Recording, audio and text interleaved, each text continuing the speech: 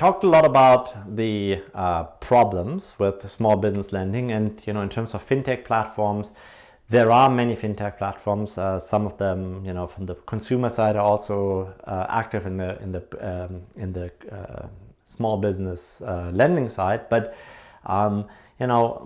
you as finance folks also are probably interested in other forms of financing, right?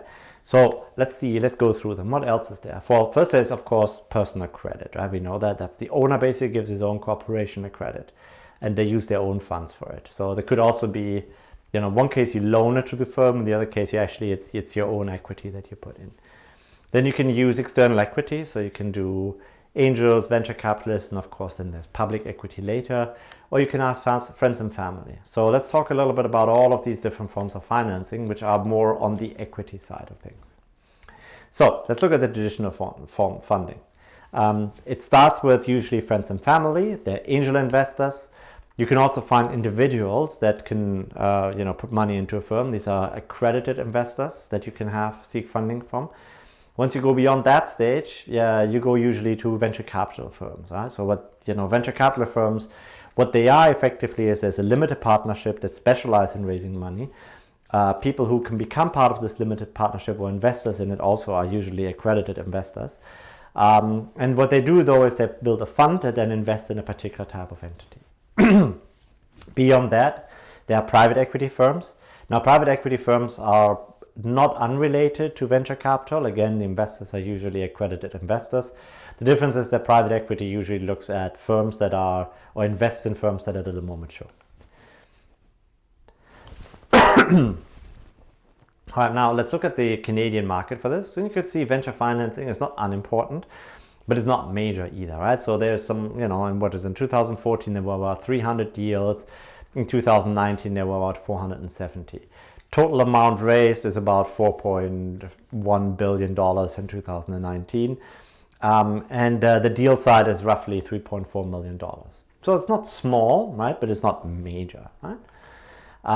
Now, if you look at private markets, and this is a bigger portion of the market, that accounts actually for a much larger sum. So in 2017, that was almost $92 billion. So this is money raised from Ontario accredited investors in the private markets. So now what kind of private markets exist? There's a large variety here in this table. I don't want to go through all the details, but I encourage you to look at the slides themselves. There's the accredited investors that you could get money from. You can get money through crowdfunding. You can get sometimes money for existing equity holders, and you can have a rights offering on other types. Now, all of these different ways how to raise money is not something that can be done from anything, right? From anybody. So the investor base is different in each of these cases. So there's a question of who can buy these assets. Of course, accredited investor investments can only be done by accredited investors, whereas a rights offering, has a certain set of existing security holders as a limitation. And so the important part is that, there's different legal ways how to collect the money, and there's different laws that apply to it. So what I'm trying to say with this slide here is not to go through all the particular details, institutional details. This is much more interesting for an accounting lecture. The more important part is this: there's a large variety of different ways how funds can be raised in an equity space. Now, how is this money usually composed? So most of the private market investors come from either individual investors or from institutional investors, but there's a question of what underlies it. So if you look at the total amounts of the investments, about 2.2 billion go directly to accredited investors, and about 90 billion go to institutional investors. Now, the institutional investors are usually like a fund of some form, and they are again actually funded by accredited investors on the order of about 90%. Right?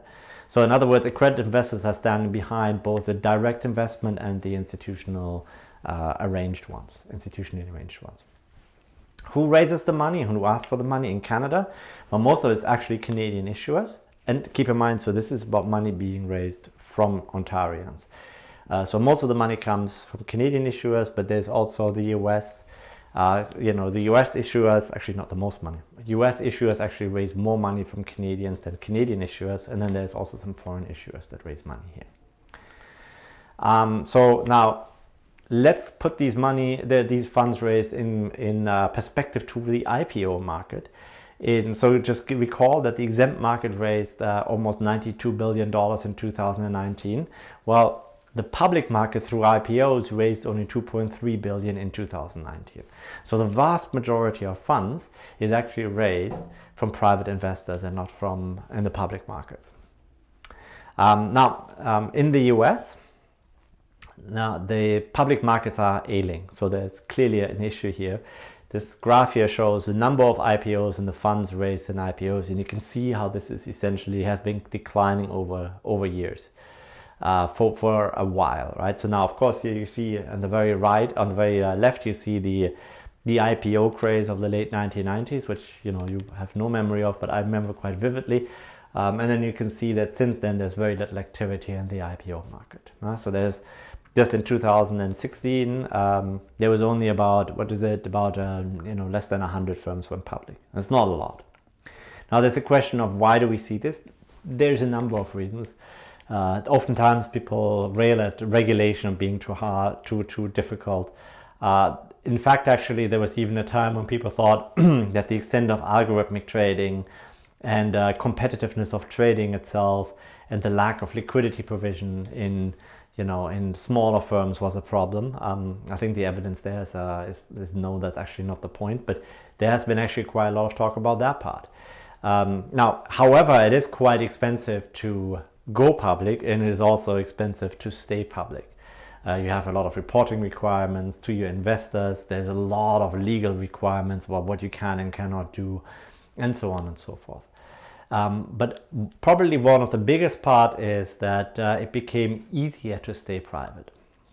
So if you think of a firm like Uber and so on, many of the brand name firms that you hear from Silicon Valley that do things that you have things that you want to use, they would have been public in the late 1990s and early 2000s.